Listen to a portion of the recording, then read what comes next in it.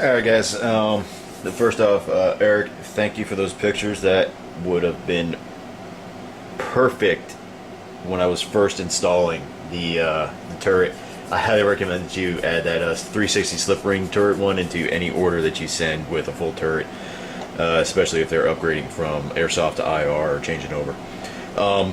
That helped out a lot, but at the same time, it doesn't let me know what I need to do, and here's the reason. Alright, I know this is going to be kind of hard to see.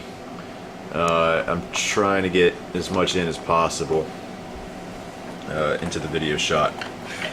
Alright, I'm going to try to make this not too long. So, from left to right, obviously the lower hull of the M Sherman, then the upper hull is just kind of a go-between because I still got certain wires just kind of connected. I just didn't feel like trying to disconnect everything to figure it out. And then on the right side I have the opened up turret. Alright, to start with, I'm going to plug in the 360. I'm going to have everything plugged in for the 360 minus the flash. The flash is still plugged in to the Mako board, but it's just because I just don't feel like pulling the pins back out and then reinserting them into the 5-pin connector again. So I'm going to hook that up. I'm going to go ahead, connect battery, turn the radio on, and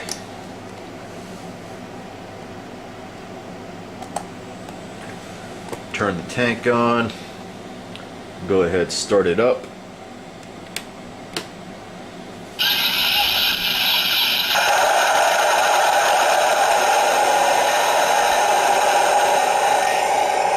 So, in this configuration, the Mako is not really attached. I have the wire still hooked up for the motor, but I'm not worried about that. That all works fine. It's mostly just trying to figure out where this plug is actually supposed to go. So right now, I'm going to fire the cannon. You should see the recoil go, and you should hear the cannon sound.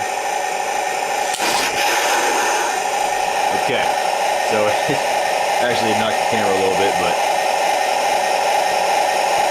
that should show you that the cannon sound went off, the recoil worked. The flash is not working because right now it's plugged into the Mako. That's fine. So what I'm going to do is I'm going to turn it off now.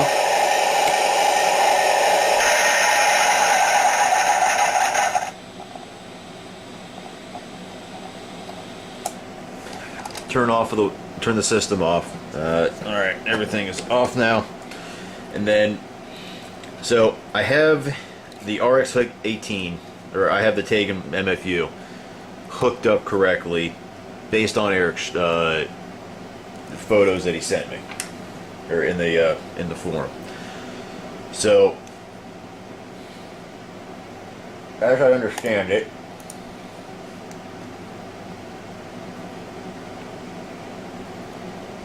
this is my infrared port. This one right here. This one over here is for the recoil.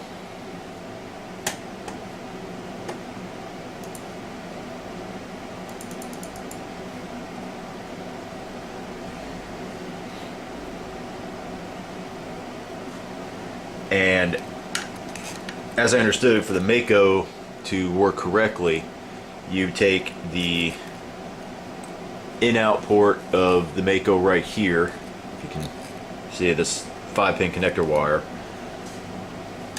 and then it would plug in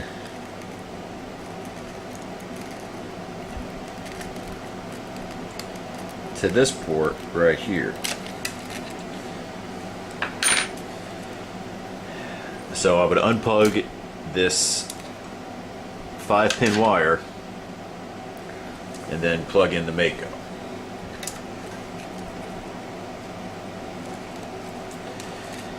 Now when I do that, the Mako will power up just fine. But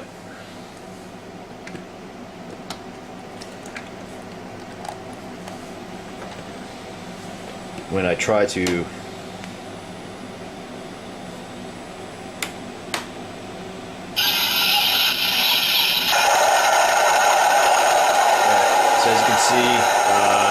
Mako's on. You can see the green light on it.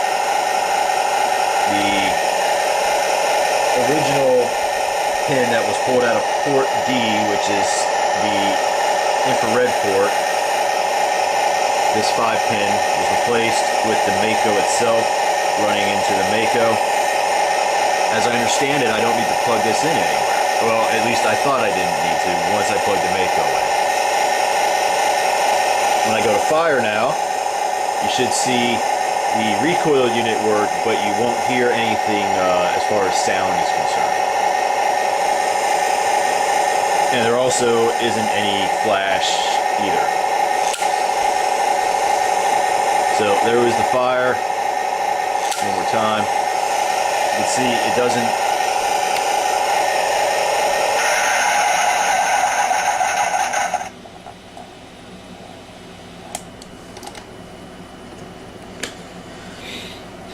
It doesn't actually fire, and I don't know why. I don't know what I have plugged wrong.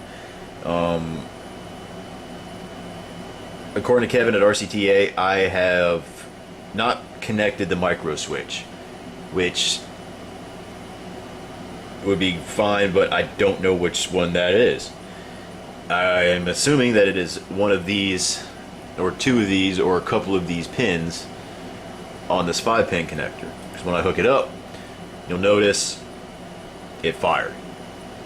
When I don't hook it up, it doesn't fire. So I don't know if I need to hook up the Mako to a different port to have this plugged in, if this needs to be plugged in somewhere else now. This is the biggest problem that I'm having with it right now. I'll worry about the flash after I get this part figured out, which will probably, actually, once I get this part figured out, it should resolve the flash, which was what I thought my initial problem was anyway. Based on the diagrams that Eric showed, or had given to me, this is the one cable that I don't have plugged in. All right, this cable was originally for the IR. So I've unplugged this cable, which had my IR light, and the 3-pin connector for the battle unit that Tegan uses.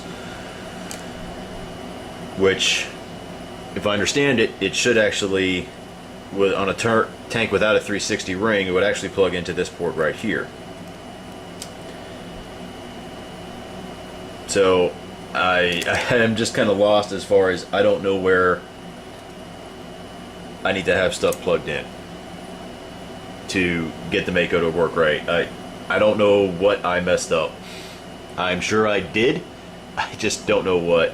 And I'm not great at explaining it in words on typing out all the time. So I thought maybe I'd try this. And someone could go, oh, hey, you're an idiot. There it is. It's clear as day. Everything that I could tell are hooked up right. Eric, I did have one question.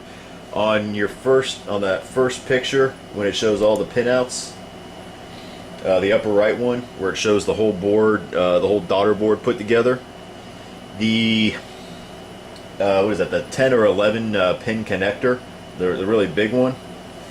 That one's wiring is slightly different than mine, just by like 1 or 2 colors. That pin out, the first 3 are what is it, like pink, white, and gray.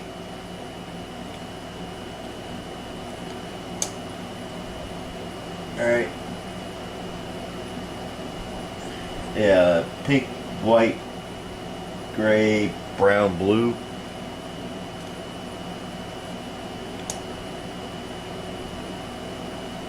I got pink, white, gray, purple.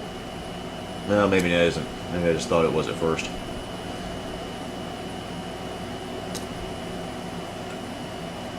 Yeah, alright, never mind about that. So anyway, guys, that's where I'm at right now on it. I don't know. what I need to do with this one. And I think this is obviously my problem, because when I plug this into the MFU, the system works. When I plug the Mako into there, it doesn't work. So I need to find out either which pins of these out of this 5-1, which is blue, purple, gray, white, pink, which ones need to be plugged in somewhere else, or if I need to plug in the Mako somewhere else. Any thoughts, any ideas? Be much appreciated, guys. Thank you very much. All right.